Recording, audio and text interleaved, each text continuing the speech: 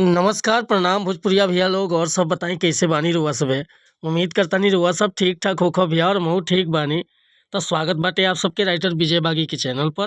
और आज उपस्थित बानी भैया रउआ सबके बीच में लेके होली स्पेशल एकदम जबरदस्त भोजपुरी मैटर। और दिल से बताओ तनी भैया कि एकर नया म्यूजिक बनवा के अब बढ़िया तरीका से गायकी कर देता तो गाना 100% होली में बज जाई भैया।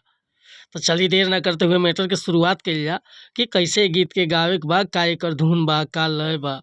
लेकिन वीडियो स्टार्ट करे से पहले भैया एगो बात बतावल चाहब। रउआ अगर नया सिंगर बानी आ सिंगिंग में इंटरेस्ट बा, अच्छा मैटर के तलाश में भटकतानी, बढ़िया गीत नइखे मिलत, सही तुकबंदी नइखे मिलत या आपके मन पसंद के मैटर नइखे मिलत, तो भैया अगर हमरा चैनल पर आ गइल बानी तो सबसे पहले चैनल के सब्सक्राइब कर ली, बेल आइकन प्रेस कर ली, ताकि हर रोज रउआ के नया-नया मैटर सुने के, देखे के और गावे के मिलत रही भैया।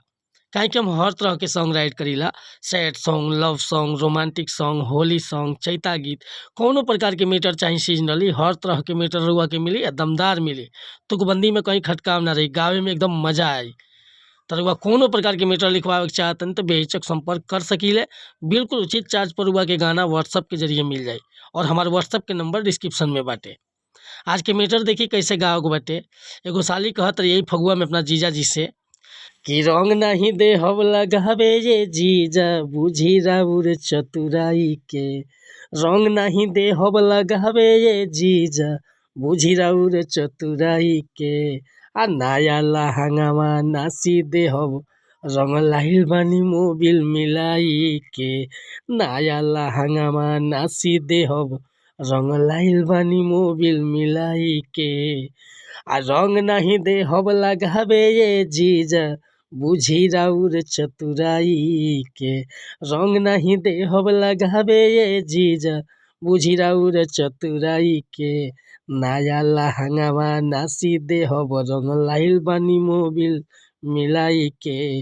नया लहंगावा नासी देहब रंग लाइल बानी मोबिल मिलाई के। तो भैया ये मुखड़ा लेकर वह सबके बीच में उपस्थित रहनी है।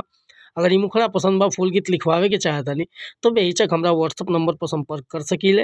व्हाट्सएप के नंबर बाटे 8874473128। कोनो प्रकार के मैटर लिखवाओ के होखे चाहे नया म्यूजिक बनवाओ के होखे, बेहिचक रुआ कॉल कर सकीले। और वीडियो पसंद आले तो एगो लाइक करब, कमेंट करब। आ चैनल पर पहली बार लिखे भैया तो चैनल के सब्सक्राइब कर ले। मिला तनी फिर से अगला वीडियो में। नमस्कार, प्रणाम, धन्यवाद भैया। जय हिंद, जय भारत, जय भोजपुरी समाज।